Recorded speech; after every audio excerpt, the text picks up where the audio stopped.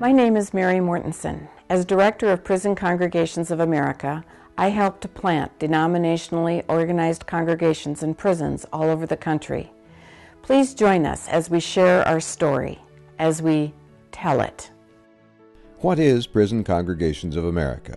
While there are many fine prison ministries, the PCA model is unique in that inmate members worship, study, mature, and thrive within the parameters of an actual congregation, which has its own pastor, programming, and lay leadership. The congregation is denominational in governance and support, but ecumenical in spirit and practice, open and affirming to all residents and staff. Sacraments are open to all.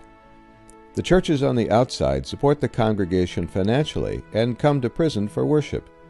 These churches do not bring worship to the prison, but are guests and worship with those members of the inside congregation. What does this have to do with the Christian Church Disciples of Christ? Of the 17 congregations currently worshiping in prisons in 10 states, one of them, Luther Luckett Christian Church in LaGrange, Kentucky, is a Disciples of Christ congregation led by the Reverend Dean Buchalis. On average, 56 men and 15 guests worship every Friday evening. Other church programming includes Bible studies and leadership development, pre-release life skills, counseling, and post-release support by local congregations in partnerships with other entities. A formal re-entry program has been established that trains outside faith-based groups to form nurture, support, and accountability groups.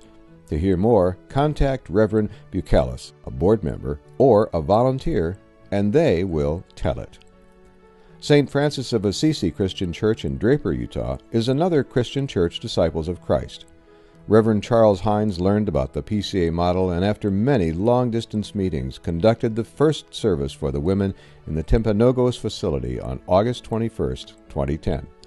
Services are every Saturday with the attendance growing from the initial 6 women to now about 30 at worship. The women take seriously the invitation to share the news about their new congregation, to tell it. They are engaged in Bible study and helping with worship duties, and they participate in a crochet ministry to make items that are distributed to the homeless. In short, they are taking ownership of their congregation. The Christian Church Disciples of Christ have caught the fire of this unique model of prison ministry, and in so doing are transforming lives on both sides of the razor wire. And we cannot help but tell it.